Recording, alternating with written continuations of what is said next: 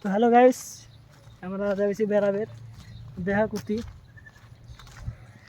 সরম করে লাভ নাই বুঝছো, সরম করলে ভবিষ্যৎ কিছু করে পাবেন না বুঝছো। এবার সিঁড়ি যাবে কাই পাবে রাজুর সামনে, আমাকে না একটা টেহা, মানে এমন গরিব আমি না, এটা মানে কোয়া চলে না ডাইরেক্ট, মানে এলা যদি বাস এটা সামনে আমি তাও এবার চলে যান, কারণ আমার দরকার টেহা বুঝছো। সরম করলে উমরার আমার টেহা দিব না।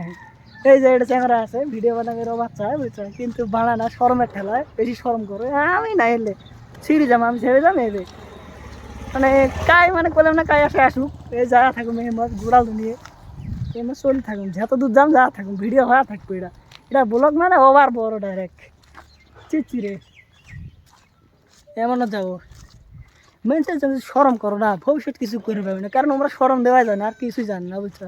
সরম দিব ওই ডরে তোমরা ভিডিও বানাবে না, কেমন ঠেকবো বানাবে না, কী হবো আমরা সরম দেখ 2 দিন পরে আমরা তো হাতাতালি দেবো, এটা রিয়েল বুঝছো, এটা ভাবিন এলা আমরা সরম দেবো, কিন্তু তার কয়দিন পরে আর দিবে না, কয়দিন পরে আর সেলেক্ট করবো, কবে হেস কিরাম একটা পুরো হলে এলে থাকবো বুঝছো।